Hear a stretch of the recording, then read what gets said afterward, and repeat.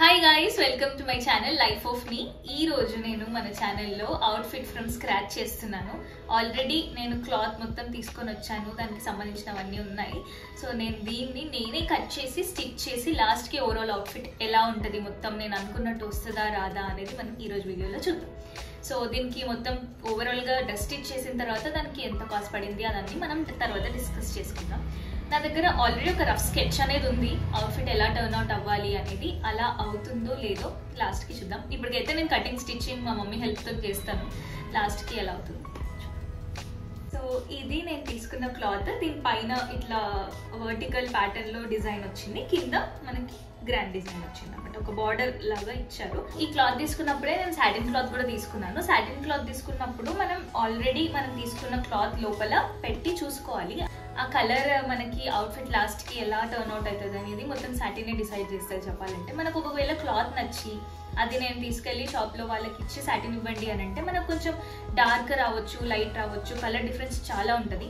So better first మనం satin cloth తీసుకున్నప్పుడు దాని లోపల పెట్టి ఓవరాల్గా ఎలా ఉంటుంది అనేది మనం కరెక్ట్గా చూసుకొని తీసుకోవాలి.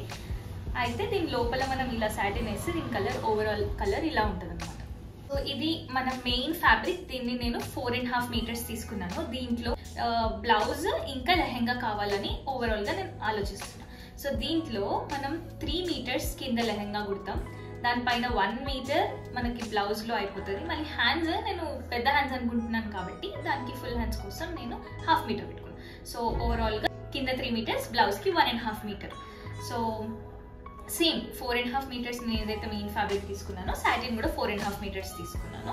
కొంచెం సైడ్కి ఇలా చున్నీ రావాలని నేను చున్నీ కోసం ఒక జార్జెట్ ఫ్యాబ్రిక్ తీసుకున్నాను. సో జార్జెట్ ప్లెయిన్ తీసుకున్నాను, ఎందుకంటే ఇది ఆల్రెడీ డిజైన్ ఉంది కాబట్టి నాకు కొంచెం ప్లెయిన్గా ఉండాలి అని అనిపించింది.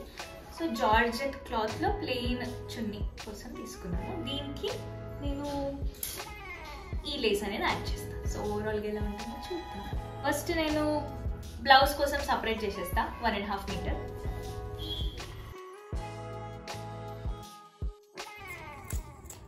ఇది 1.5 meter main fabric and 1 meter సాటిన్ని నేను సైడ్కి పెట్టేస్తా. ఇది బ్లౌజ్కి. సో ఇప్పుడు మిగిలిన 3 మీటర్స్ ఫ్యాబ్రిక్తో మనం లెహెంగా కోసం చూస్తాం అన్నమాట. సో దానికి కావాల్సిన లెంత్ అవన్నీ ఇప్పుడు మనం చూద్దాం. ఇక్కడ నేను లెహెంగా కోసం కట్ చేస్తున్నా. మనకి కావాల్సినంత లెంత్ మనం బాడీకి మెజర్ చేసుకొని లెహెంగా లెంత్ ఎంత కావాలి అనేది డిసైడ్ అయ్యి దాంట్లో మనం మార్క్ పెట్టుకొని కట్ చేసేసుకోవాలి. పైన మనకు ఒక పట్టీలాగా ఒక 2 ఇంచెస్ తీసేసి మిగతా లెంత్ అంతా మనం ఇక్కడ కట్ చేస్తాం. సో పైన మిగిలిన క్లాత్తో మనం పట్టీలాగా పెట్టొచ్చు. ఇది లెహెంగా. సో దానిపైన పట్టీ కోసం నేను ఇట్లా ఎక్స్ట్రా క్లాత్ ఏదైతే ఉందో దాంతో పెట్టేద్దాం. ఇదే నేను ఇప్పుడు అందులో కట్ చేసిన క్లాత్. సో సాటిన్ క్లాత్కి కూడా మనం ఏం కటింగ్ అవసరం లేదు, జస్ట్ మనం నడుం పట్టి కోసం ఏదైతే క్లాత్ కావాలో అది ఇప్పుడు నేను కట్ చేసుకుంటున్నాను. ఓన్లీ కొంచెం ఇంత విడ్త్ అయితే మనకి ఇట్లా డబల్ పెట్టినప్పుడు ఎంత పట్టి వస్తుంది అనేది మనం చూసుకొని జస్ట్ దానికి కట్ చేసుకోవాలి. సో ఇప్పుడు నేను బ్లౌజ్ కట్ చేయబోతున్నాను. సో సాటిన్ దానికి పెట్టేసిన మనకు కావాల్సినట్టు మలుచుకున్నా. ఇప్పుడు అడిగి తెలుసుకుందాం. సో సైజ్ బ్లౌజ్ ఒకటి ఉంది నా దగ్గర, దానికి ఎగ్జాక్ట్ సేమ్ సైజ్ నేను కుట్టాలనుకుంటున్నా. మనకి కావాల్సిన మెజర్మెంట్స్ అన్నీ బ్లౌజ్కి నీట్గా మెజర్ చేసుకొని దానికి మనం మార్క్స్ పెట్టుకొని బ్లౌజ్ అనేది కట్ చేసుకుంటాం. ఫస్ట్ మనం సాటిన్ కట్ చేసుకొని దానిపైన మళ్ళీ మెయిన్ ఫ్యాబ్రిక్ని పెట్టి కట్ చేస్తాం.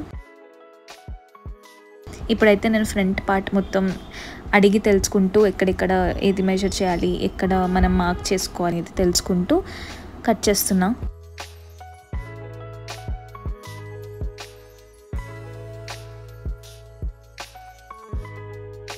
ఫైనల్లీ కటింగ్ అయితే చేసేస్తున్నా. ఇప్పుడైతే ఫ్రంట్ పార్ట్ కట్ చేసిన తర్వాత సేమ్ మెజర్మెంట్స్ పెట్టి బ్యాక్ పార్ట్ కూడా కట్ చేసేస్తాం.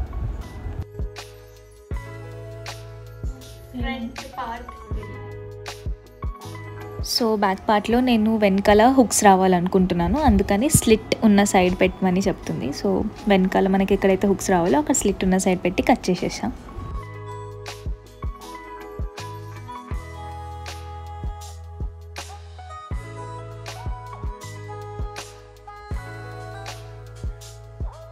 ఇప్పుడు ఇంకా సాటిన్ పెట్టేసి మెయిన్ ఫ్యాబ్రిక్ కూడా కట్ చేసేస్తున్నా.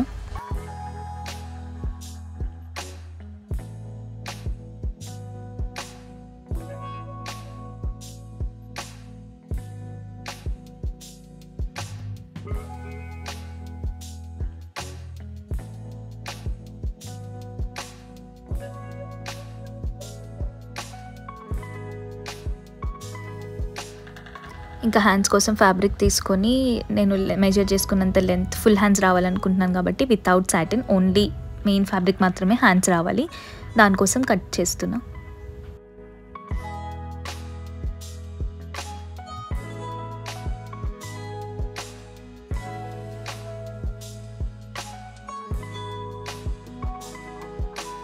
సో అట్ లాస్ట్ మనం కటింగ్ అయితే అయిపోయింది. బ్లౌజ్, లెహంగా, దాని లోపల వేసుకునే సాటిన్, మనకు కావాల్సిన పెట్టుకోండి. ఈ 4 అయితే కట్ చేసి పెట్టిన, హ్యాండ్స్ కట్ చేసిన. స్టిచ్చింగ్ చూడండి, స్టిచ్చింగ్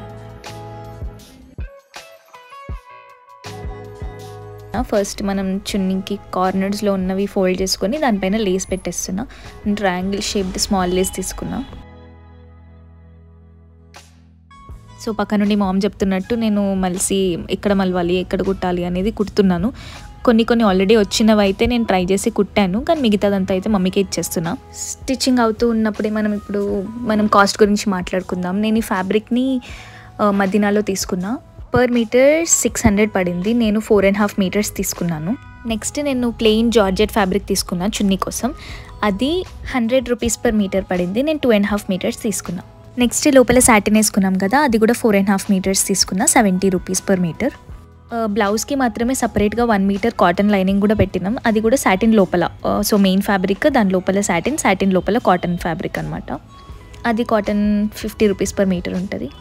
నెక్స్ట్ చున్నీ కోసం లేస్ తీసుకున్నాం కదా, అది అరౌండ్ 8 మీటర్స్ అట్లా తీసుకున్నా. 2.5 మీటర్స్ చున్నీ కాబట్టి 4 సైడ్స్ కోసం 8 మీటర్స్, అది 250 రూపీస్. ఓవరాల్గా మనం కౌంట్ చేసుకుంటే 3565, అంటే ఒక 3500లో అయిపోతుంది అవుట్ఫిట్. స్టిచ్చింగ్ ఛార్జెస్ ఎక్స్ట్రా ఒక 1000 వేసుకున్నా, 4500లో అవుట్ఫిట్ రెడీ. లాస్ట్కి నా అవుట్ఫిట్ అయితే ఇలా టర్న్ అవుట్ అయింది. మీకు ఎలా అనిపించిందో కామెంట్స్లో చెప్పండి. అలాగే సబ్స్క్రైబ్ చేసి రెడీగా ఉండండి, వేరే వీడియోతో మళ్ళీ వస్తాను. తీసుకున్న అవుట్ఫిట్ ఇది నేను తీసుకున్న క్లాత్. మనం వాడేవాడే ఇది మన స్క్రాచ్ ఉండాలి వీడియో. అమ్మ